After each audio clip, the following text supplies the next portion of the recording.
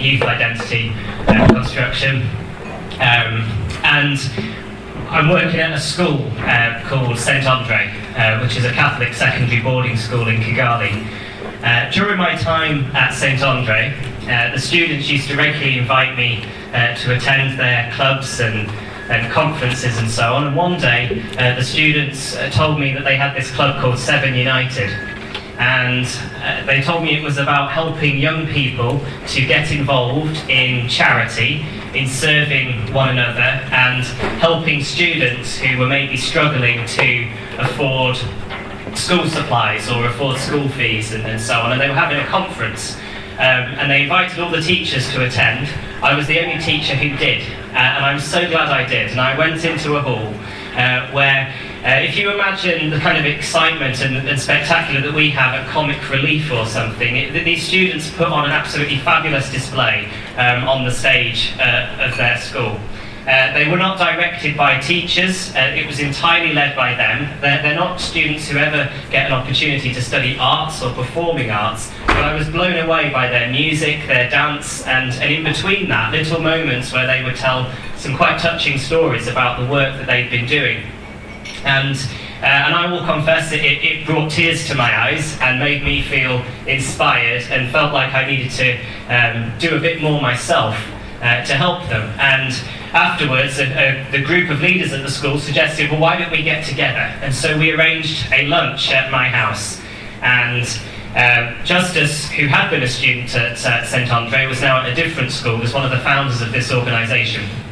So we got together at my house, and while we were sitting outside discussing his history and the organisation, a little boy opened the gate of our garden and just looked at us with an absolute look of fear in his eyes. I don't think he expected to see a white family sitting outside. My children were running around the garden. And normally in Rwanda, in a place where people struggle to trust each other and where there is so much need, people are cynical about anybody asking for help. But one of the things that surprised me is that Justus and his friends Samuel, Cedric and Jonathan, who together founded this organisation, instantly showed kindness and tenderness towards this boy. It was obvious that he lived on the streets.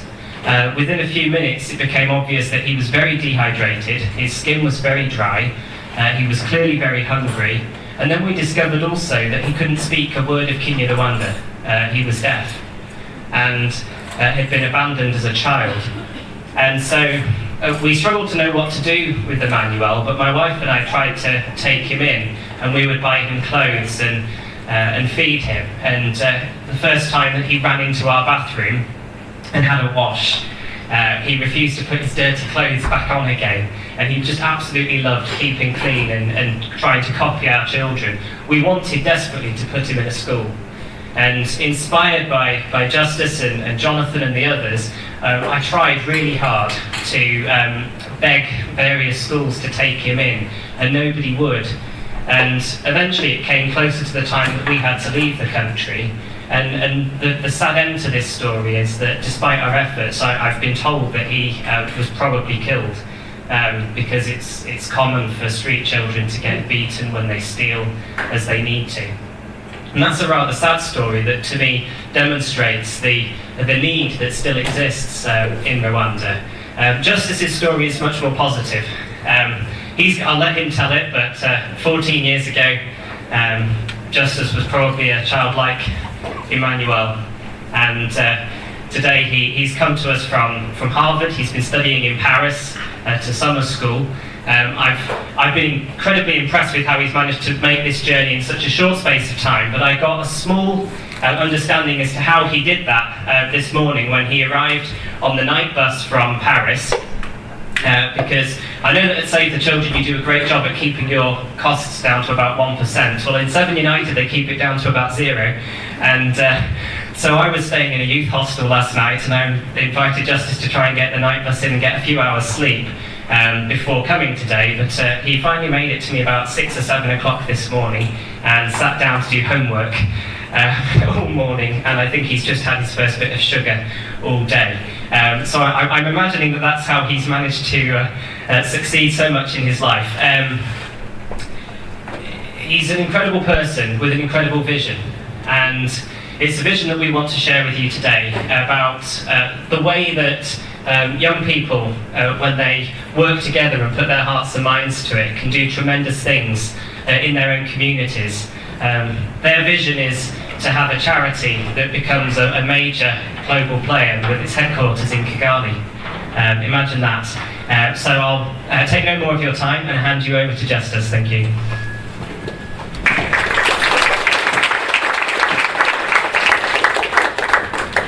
Thank you, Sam, for your kind remarks. I don't speak as fast, and I'm not as fluent. I'm definitely not in English accent, but I hope you will be able to follow me. Yeah, as I was saying, thank you for your kind remarks. You know me better than anyone else, and you know the background of the story. And to Kirsty McNeil for organizing this event. I would say to be here at the global quarters of Save the Children is such an honor for me, because it was very, very unlikely. My presence as Harvard students, comparing to where I come from, I would not say I will be anywhere in Europe, London, or any major city. When Sam asked me to speak, so I have two things. When Sam asked me to speak at Save the Children, an organization that has, thank you. When Sam asked me if I would speak at Save the Children, an organization that has been campaigning for the right of children for over 100 years, my first thought was of living as an orphan in a garbage dump in Rwanda. I didn't know I had a basic right to shelter or food. I didn't know I had the right to go to school. I didn't know I had the right to be loved and cared for or get an education. What I did know, however, was that I was hungry, also sometimes beaten while fighting for food. And I was called Mayibobo, a term that literally means a forgotten child. Now I understand what Nelson Mandela meant when he said, to deny people their human rights is to deny them their humanity. And I'm so very grateful to all the people working in humanitarian organizations around the world, large and small, who tirelessly give voice to the voiceless and to those who can't speak for themselves, and to those who find themselves in such a dark place that they can't possibly see a better future, just as I once was. I was born in Bugesera. It's a village in the eastern part of Rwanda, very small and isolated. My passport says I was born in 1991, but I'm not really sure that's the right year, because I wasn't born in a hospital. There was no registry at birth, and neither of my parents knew how to read or write. At the time, there were no cars in my village, no electricity, and it took 2 hours both ways to get water. In 1994, when the genocide against Tutsis erupted, lasting 100 years, both my parents and lasting 100 days, both my parents and many relatives, along with over 800,000 other Rwandans, were brutally killed. I know that both my parents were trying to get home when they were killed. My father was burned alive. I don't know how my mother died. We never found their remains. I was about 3 years old at that time, and I was rescued by Red Cross and brought to a refugee camp in the middle of the night, along with my 16-year-old brother and my 2 baby sisters. My four other siblings managed to survive the genocide and ended up elsewhere. It was such a long journey and difficult to get to the safety of the Red Cross camp near the capital city in Kigali. My brother carried my 1-year-old and 2-year-old sister on his back, and I tagged along behind him. I didn't know how many days we spent on the street before we got to the shelter of Red Cross. For the next 3.5 years, we lived in a refugee camp which was overrun by tens of thousands of orphans. Some of my very vivid memory of the time are of children crying for their parents. Food, as you can imagine, and medical supply, and the space to move around in the refugee camp was very limited. Eventually, Red Cross located a relative, and my siblings and I were sent back to my village, where they had found a wife of my uncle who was staying in my parents' home. For a while, we lived in our home. When she eventually left us, and we and my brother stayed in our home, and we were feeding on the crops that our parents had left on the field. Everything was going well until 1 year later. There was a drought in my village. Anyone who knows the history of Rwanda after the genocide would know that Bugesera had a very big famine. And during that time, we were starving. I was with a friend in the neighborhood when we couldn't really take it anymore. So we decided to walk back to Kigali with the hope to find the Red Cross camp again. I was about 7 years at that time, and we walked over 50 miles from my village, and we got there when the night was falling. When I got there, I did not know where the Red Cross was, and somehow I was taken by an old man, and I tended his cows and lived off the land. And after 9 months of promising to pay me and never giving me a franc, I left him. I found my older brother in an orphanage in Kigali, but there was no more space for more children, and the refugee camp was no more. I had nowhere to go, so I ended up living in a garbage town outside the city with hundreds of other kids and herds of pigs. My home for the next year and a half was a burnt shell of an abandoned car. During the day, I begged for food, for anything to eat, and also clothes to keep me warm at night.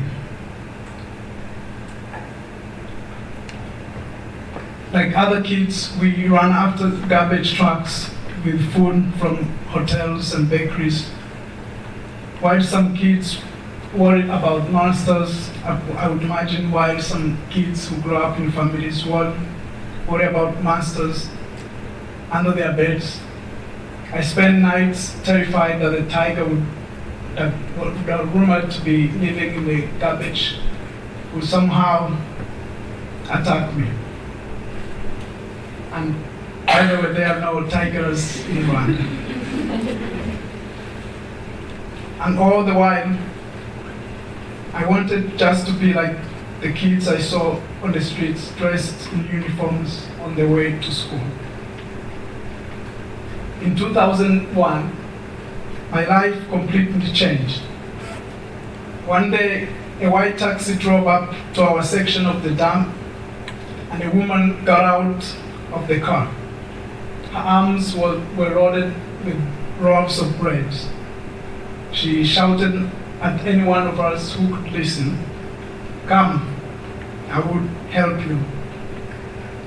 After we had eaten the bread, she asked us how she can help us.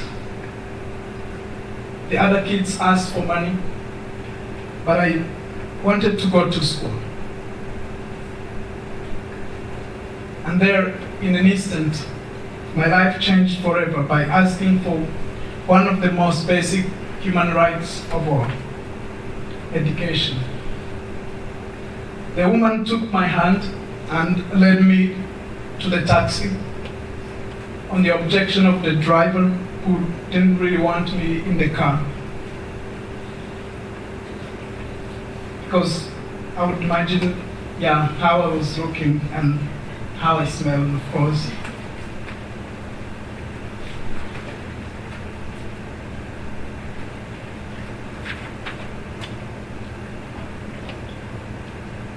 She took me to where she was staying in Kigali and gave me my very first birth in a very long time. Fresh clothes, dressed my wounds, and a few days later, she arranged for me to go to school. She arranged with a family for me to stay in a temporary family and go to school. The name of my first school was Petit Prince. Everything was taught in French when I learned, and which I started by learning how to speak. I also got to wear a uniform just like the kids I had seen from the dam. And then later, I went to high school where I rose to the top of my class and country, paving my way to Harvard University. The incredible person who found me and took me in, adopted me and my two baby sisters, and who returned to the same dam and multiple times and saved hundreds of other children.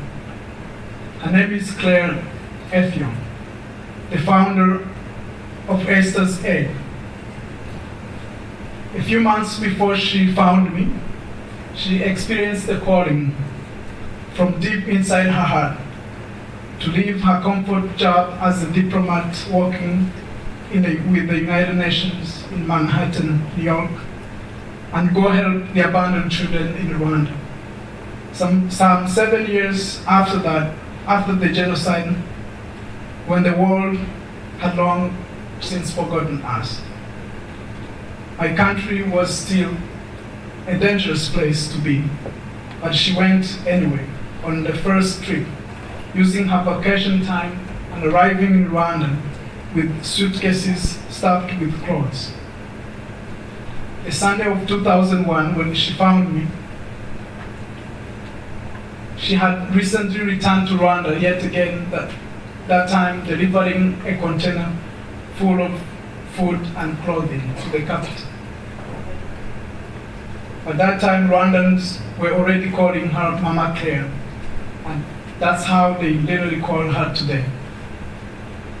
But the only reason that Esther's Aid exists is to help Rwandan children become productive adults through the basic educations and skill development training, including cooking and sewing.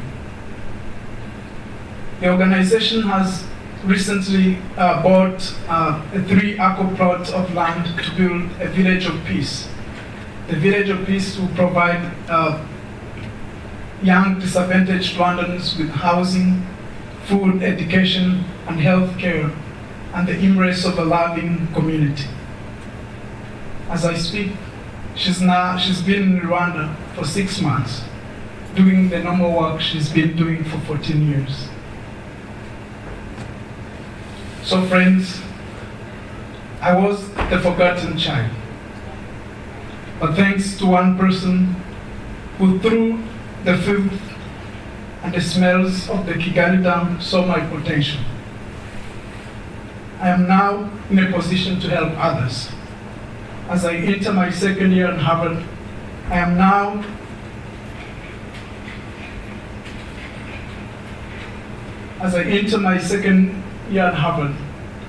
I wonder how many other forgotten children in the world could be reached here, if only they were to be given that chance.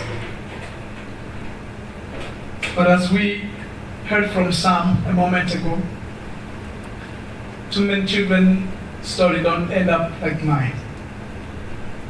The world needs more people like Claire Effiong. I want to share what I and my fellow students, friends in Rwanda, have done to raise awareness of children in need and encourage greater charity and help with practical ways to make their lives better. In July of 2008, I was in high school at College Saint Andre, the school Sam talked about.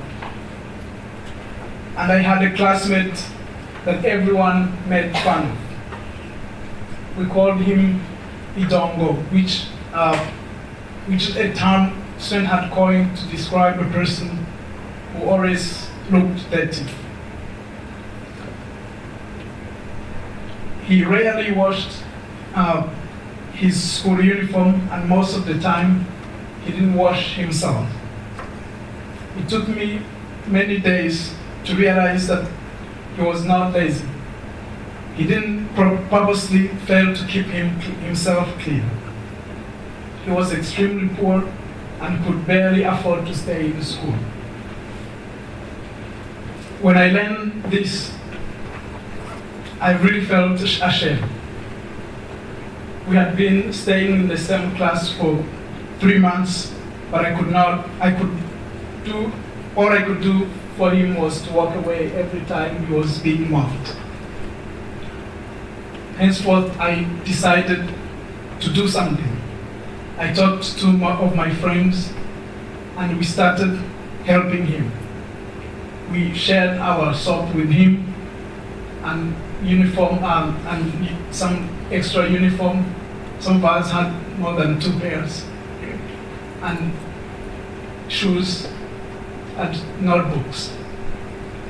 But the problem was that we realized there were so many. So I came up with an idea of forming a student organization to reach out to people like my friend. With 6 classmates, we started 7 United for the Needy. And 7 United for the Needy is now a youth-led non-profit organization in Rwanda with the aim of advocating for children and helping them access education. It is a school-based club and led by a team of students who meet on a regular basis to find a way to help people in their school. But not only that, but also to go to reach out to the community, bring the students from the school into the community. As some of the original members, including myself, left St. Andre and we went to different schools, and we started the same organization. Today, 7 United for the Needy is in 7 high schools in Rwanda, around Rwanda, and 4 university campuses. And as I speak, I am at Harvard University with my friend, co-founder Jonathan, and we are also working to do something for those kids. Some of the work we do, as we have grown minds now and greater vision, we encourage young people to notice their surrounding and the need of the community within their surrounding. It actually takes more effort than you can imagine to notice what the person next to you really needs. And that has been our message. We organize something called 7 Days of Charity in Rwanda, and through this annual event, we reach thousands of kids every year with the same message. But in addition to that, we also bring them out from the school into the community to do community service. We build schools we build houses for very poor families. We've helped poor families build vegetable gardens. We've raised funds to support over 80 families with health insurance. We've visited hundreds and hundreds of sick people, and with the